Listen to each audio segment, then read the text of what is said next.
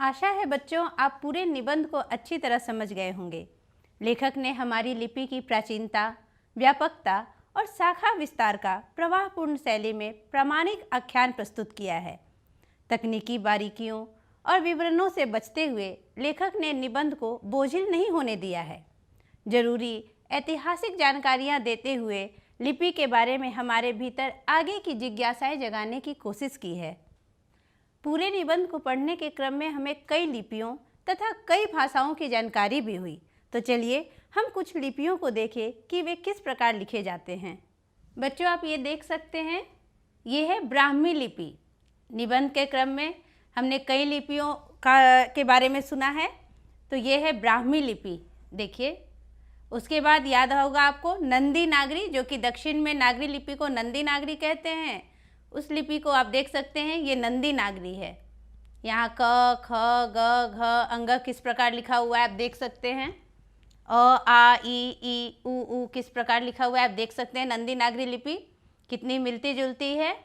आगे देखिए आप सिद्धम लिपि। सिद्धम लिपि की भी चर्चा हुई थी। आप देखिए सिद्धम लिपि में क को किस प्रकार लिखा जाता था। ये है क, ख, ग, घ, अंग आप देख सकते हैं। ऐसे ही आप यहाँ देखिए, यह है नंदी नागरी, प्राचीन नंदी नागरी। किस प्रकार प्राचीन नंदी नागरी में अ, आ, ई, उ ऐसे लिखते थे। और ये है देवनागरी। प्राचीन देवनागरी में अ, आ, ई, उ री आप देख सकते हैं इस प्रकार किस तरह लिखा हुआ है। दोनों लिपियों को आप देख सकते हैं, ब्राह्मी लिपि, नंदी नागरी, सिद्धम लिपि, प्राचीन नंदी नागरी आप यहाँ देख सकते हैं, और प्राचीन देवनागरी ये आप यहाँ देख सकते हैं। अभी जो प्रचलित देवनागरी लिपि है, जो मानक है, वो आप देख सकते हैं। यहाँ अ, आ, ई, उ, री करके लिखा हुआ है। स्वर व्यंजन सारे लिखे हुए हैं, आप देख सकते हैं। ये है तेलुगु। तेलुगु की भी चर्चा हुई है निबंध में। और मलयालम, मलयालम की भी चर्चा हुई है। ये मलयालम है। ये बच्चों आपने देखा, हमने इन लिपियों को देखा। तो नागरी लिपि निबंध में गुणाकर मूले ने देवनागरी लिपि की विशेषताओं को भी स्थान स्थान पर इंगित किया है। तो आइए अब हम देवनागरी लिपि की कुछ विशेषताओं को देखेंगे। देवनागरी लिपि की अब विशेषताओं को देख सकते हैं। कुछ विशेषताएं यहाँ दी गई हैं। जैसे एक ध्वनि के लिए एक वर्ण प्रयुक्त होती है। देवनागरी लिपि की यह विशेषता है कि एक वर्ण के लिए एक ध्वनि प्रयुक्त होती है। मुद्रण एवं लेखन में एक रूपता। देवनागरी लिपि जो मुद्रित होती है, जो लिखी जाती है, दोनों में एक रूपता होती है।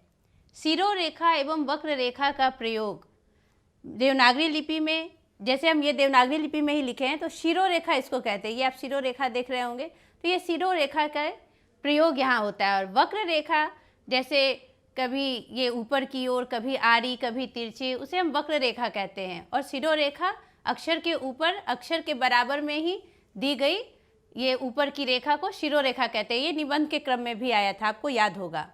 देवनागरी की एक अन्य विशेषता है कि देवनागरी लिपि में मूक ध्वनियाँ नहीं मिलती हैं।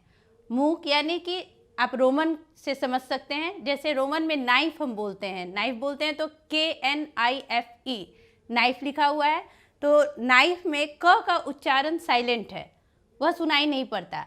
लेकिन देवनागरी लिपि में ऐसा नहीं होता है, जो भी लिखा जाता है वह उच्चरित जरूर होता है। देवनागरी लिपि में वर्ण, ऐसे ही एक और उदाहरण यहाँ दिया हुआ है, आप देख सकते हैं। आगे अगर हम बढ़ते हैं तो देवनागरी लिपि में वर्णों का क्रम वैज्ञानिक है। जैसे आपने व्याकरण में पढ़ा होगा, ह्रस्व, दीर्घ, स्वर, व्यंजन। तो आप देख सकते हैं कि स्वर अ, आ, ई, उ, ए, ओ ऐसे जो स्वर हैं, तो अ के बाद आ, अ यदि ह्रस्व है तो आ दीर्घ, ई ह्रस्व है तो ई दीर्घ। इसी प्रकार आप क्रम से देख सकते हैं, ह्रस्व दीर्घ, इस प्रकार से दिया गया है। यह इसकी वैज्ञानिकता है, यह इसकी विशेषता है। व्यंजन में भी अगर आप देखें तो जैसे क, ख, ग, घ, अंग। अगर क 1 2 3 4 5 मैंने इसलिए दिया है कि आप इसे अच्छी तरह से समझ सकते हैं। क और ख आपने व्याकरण पढ़ा होगा, क और ख अघोष ध्वनियाँ हैं। देखिए क्रम से है। ग और घ घोष ध्वनि है। और अंग पंचमाक्षर यानी पांचवा अक्षर, 1 2 3 4 5। अल्प प्राण और महाप्राण की जो बात है तो देखिए अल्प प्राण ध्वनियां होती हैं क और ग यानी 1 और 3, यहाँ भी मैंने लिखा है 1 और 3। और इसी तरह महाप्राण ध्वनियां जो होती हैं वह ख और घ यानी 2 और 4। तो यहाँ भी आप देख सकते हैं कि महाप्राण ध्वनियां 2 और 4। देखिए ये कितनी ही वैज्ञानिक तरीके से बनाई गई है, कितनी इसमें यही इसकी सबसे बड़ी विशेषता है कि हर चीज़ क्रम से दिया गया है और वैज्ञानिक ढंग से। यह देवनागरी लिपि की एक बड़ी विशेषता है। आगे अगर हम बात करें तो देवनागरी लिपि में व्यापकता है एवं समासिकता की प्रवृत्ति है। समासिकता यानी जोड़ने की प्रवृत्ति। देवनागरी लिपि, इससे पहले हमने जो देखा कि कुछ नंदी नागरी लिपि को देखा, ब्राह्मी लिपि देखा, सिद्धम लिपि हमने देखा, तो सारी लिपियां देवनागरी लिपि से नज़दीकी का संबंध उनमें है। तो यह उसकी समासिकता की प्रवृत्ति है। व्यापकता की बात अगर हम करें तो यह कई जगह बोली जाती है, कई भाषाओं की लिपि है, इसलिए यह व्यापक है और समासिकता की इसमें प्रवृत्ति है। इसके आगे की विशेषता की हम अगर बात करें तो देवनागरी लिपि में संकेत निश्चित हैं, यानी कि हर वर्ण के लिए, हर ध्वनि के लिए एक वर्ण बना हुआ है, एक ध्वनि के लिए वह उच्चरित होता है वह वर्ण। और इसमें 403 प्रकार के टाइप मिलते हैं।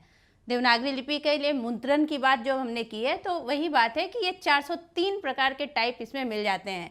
जैसे आप कुछ उदाहरण से समझिए, राम, यदि इंग्लिश में हम राम बोलते हैं और इंग्लिश में रेन बोलते हैं तो रा के लिए भी आरे और रे के लिए भी आरे, जबकि हमारे यहाँ ऐसा नहीं है। हमारे यहाँ देवनागरी लिपि में राम के लिए आ है, आरे से रा, और रेन ए के लिए ए, लेकिन यहाँ ए के लिए भी ए है और आ के लिए भी ए है। आप समझ रहे होंगे। यही बात अगर हम चले जाएं रेफ र के बारे में, तो र के बारे में यदि चर्चा करें तो आप देवनागरी लिपि में देख सकते हैं कि र को 4 प्रकार से लिखा गया है। यदि हम प्रकाश लिखते हैं तो ये, यदि मृदु लिखते हैं तो ये, सर्फ लिखते हैं तो ये, और राष्ट्र लिखते हैं तो ये। ऐसे आपने रेफ को भी देखा। यहाँ रोमन में आप इसको रोमन से समझिए कि रोमन लिपि में अगर प्रकाश लिखते हैं तो प्र के लिए PRA, मृ लिखते हैं तो MRI, सर्फ लिखते हैं तो SURF, राष्ट्र लिखते हैं तो TR। हर के लिए एक RRR ऐसे बना है, लेकिन हमारे यहाँ प्रकाश के लिए ऐसे चिन्ह का प्रयोग होगा, मृदु के लिए ऐसे, सर्फ के लिए ऊपर रेफ लगा के, और ट्र के लिए ये देखिए। ये देवनागरी लिपि की विशेषता है। अन्य विशेषताओं को हम अन्य उदाहरण से समझ सकते हैं। जैसे देश, हम बोलते हैं देश, तालाब्य स, तालु से जो होता है स, आवास जो दंत स से है, कोयल के लिए क या काग के लिए क, हमारे यहाँ निश्चित है। लेकिन आप देखिए रोमन लिपि में रिलेशन के श के लिए यहाँ TION है, तो कंसेशन के लिए यहाँ CESSION है। कुक्को अगर लिखते हैं तो C से, और क्वीन भी अगर लिखते हैं तो Q से, यानी उच्चारण करते हैं क से ही कुक्कू और उच्चारण करते हैं क से ही क्वीन, मगर क से कुक्कू के लिए C लिखते हैं और क्वीन के लिए Q लिखते हैं।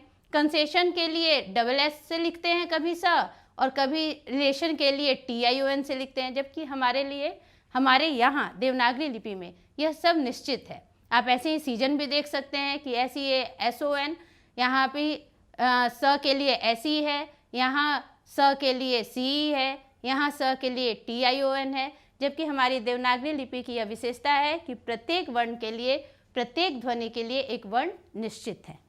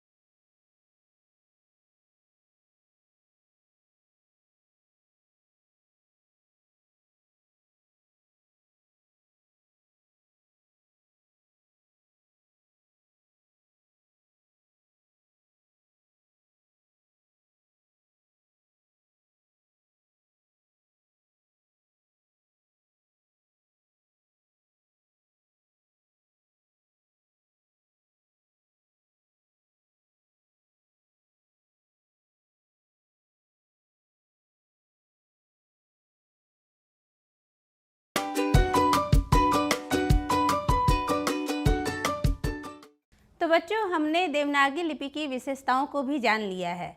अब हम पाठ से संबंधित कुछ वस्तुनिष्ठ प्रश्न उत्तर करेंगे। वस्तुनिष्ठ प्रश्न उत्तर।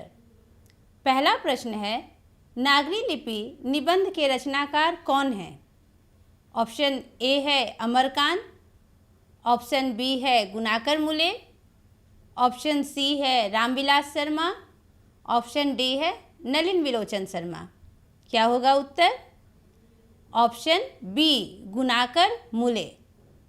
दूसरा प्रश्न है, गुणाकर मूले का जन्म कब हुआ? ऑप्शन ए 1935 ईस्वी, ऑप्शन बी 1925 ईस्वी, ऑप्शन सी 1922 ईस्वी, ऑप्शन डी 1932 ईस्वी। उत्तर होगा ऑप्शन ए 1935 ईस्वी। तीसरा प्रश्न है, नागरी लिपि निबंध किस पुस्तक से ली गई है? ऑप्शन ए है अक्षरों की कहानी, ऑप्शन बी अक्षर कथा, ऑप्शन सी भारतीय लिपियों की कहानी, ऑप्शन डी है भारतीय विज्ञान की कहानी। याद होगा आपको, मैंने इसे परिचय के समय ही बताया था। उत्तर होगा ऑप्शन सी भारतीय लिपियों की कहानी। चौथा प्रश्न है, काशी को किस नगरी के रूप में जाना जाता है? ऑप्शन ए देवनगरी, ऑप्शन बी सोन नगरी, ऑप्शन सी संत नगरी, ऑप्शन डी मंदिर नगरी। क्या होगा उत्तर? उत्तर होगा ऑप्शन ए देवनगरी। पांचवा प्रश्न है, हिंदी के आदि कवि माने जाते हैं। कौन माने जाते हैं? Option A Tulsidas, option B Kabirdas, option C Valmiki, option D Sarahpad. क्या होगा उत्तर? जी हाँ, बिल्कुल सही। उत्तर होगा डी, ऑप्शन डी शरहपाद। छठा प्रश्न है, हिंदी भाषा की लिपि क्या है? ऑप्शन ए है ब्राह्मी लिपि, ऑप्शन बी देवनागरी लिपि, ऑप्शन सी रोमन लिपि, ऑप्शन डी गुरुमुखी लिपि। क्या होगा उत्तर? बिल्कुल सही। उत्तर होगा बी देवनागरी लिपि। सातवां प्रश्न है, मराठी, नेपाली और नेवारी भाषाओं की लिपि क्या है? Option A Brahmi, option B Sharada, option C Devanagari, option D Gurmukhi. जी हाँ, बिल्कुल सही। उत्तर होगा सी, ऑप्शन देवनागरी। आठवां प्रश्न है, दक्षिण भारत में नागरी लिपि को क्या कहते हैं? Option A Nandi Nagari, option B Brahmanagari, option C Newari या option D Tamil. Option A होगा उत्तर, नंदी नागरी। नौवां प्रश्न है, निम्नलिखित में कौन सी भाषा दक्षिण भारत की है? Option A Magahi, option B Maithili, option C Tamil, option D Brajbhasha. क्या है? कौन सी भाषा है दक्षिण भारत की? Option C Tamil. 10वां प्रश्न है, बंगला लिपि का प्राचीन नागरी लिपि से क्या संबंध दिखाया या बताया गया है? ऑप्शन ए पुत्री का, ऑप्शन बी बहन का, ऑप्शन सी मित्र का या ऑप्शन डी इनमें से कोई नहीं। क्या होगा उत्तर? उत्तर है बी बहन का। 11वां प्रश्न है, महमूद गजनबी ने चांदी के सिक्के कहाँ ढलवाए? Option A Islamabad, option B Lahore, option C Delhi, option D Kanpur. उत्तर है ऑप्शन बी लाहौर। 12वां प्रश्न है, महमूद गजनबी द्वारा चांदी के सिक्के कब शुरू किए गए थे? ऑप्शन ए 1040 ईस्वी, ऑप्शन बी 1020 ईस्वी, ऑप्शन सी 1025 ईस्वी, ऑप्शन डी 1028 ईस्वी। उत्तर है ऑप्शन डी 1028 ईस्वी। 13वां प्रश्न है, महमूद गजनबी द्वारा ढलवाए गए चांदी के सिक्कों पर कुफी लिपि में क्या अंकित था? ऑप्शन ए महमूद का नाम, ऑप्शन बी राज्य का नाम, ऑप्शन सी कलमा, ऑप्शन डी इनमें से कोई नहीं। उत्तर है ऑप्शन सी कलमा। 14वां प्रश्न है, किसके द्वारा प्रचलित सिक्के पर नागरी लिपि में रामसिंह शब्द अंकित है? ऑप्शन है ए अकबर, ऑप्शन है बी मोहम्मद गौरी, ऑप्शन है सी अलाउद्दीन खिलजी, ऑप्शन है डी शेरशाह। जी हाँ, बिल्कुल सही। सही उत्तर है ऑप्शन ए अकबर। 15वां प्रश्न है, चंद्रगुप्त द्वितीय का व्यक्तिगत नाम क्या था? Option A Dev, option B Ravi, option C Indra, option D Suryakant. Option A है सही उत्तर, देव। 16वां प्रश्न है, दोहा कोश किसकी रचना है? Option A Sarahpad, option B Vidyapati, option C Kabir, option D Tulsidas. सही उत्तर है option A Sarahpad.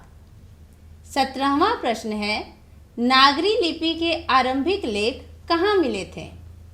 Option A उत्तर भारत, ऑप्शन बी पश्चिमी भारत, ऑप्शन सी दक्षिण भारत, ऑप्शन डी पूर्वी भारत।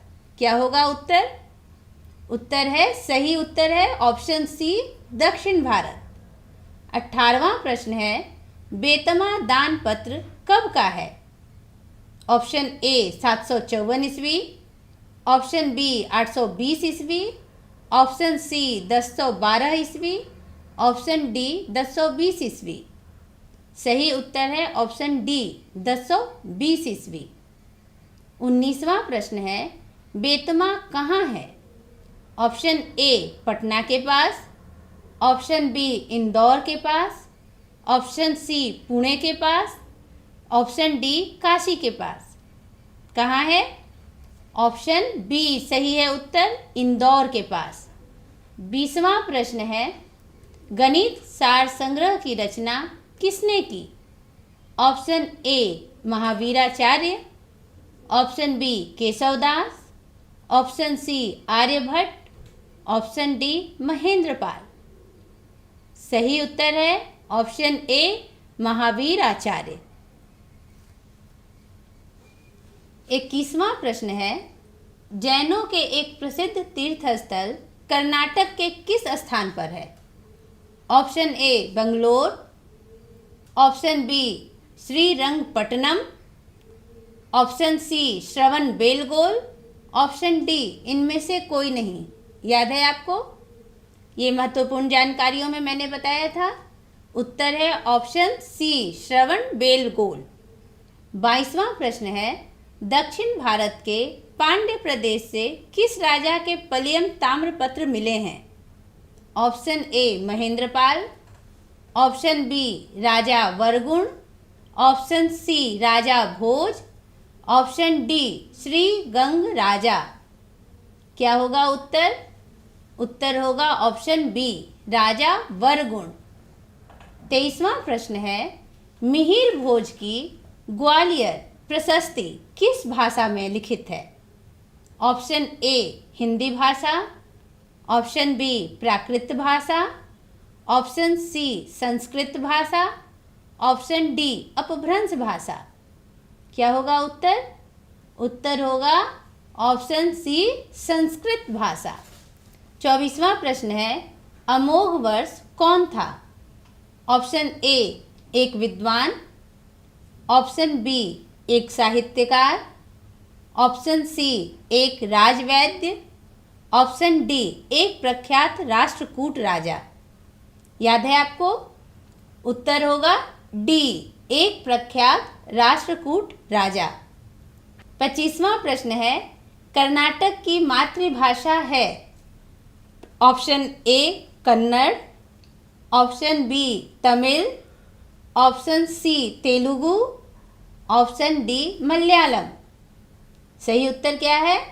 बिल्कुल सही। सही उत्तर है ऑप्शन ए कन्नड़। कर्नाटक की मातृभाषा कन्नड़ है।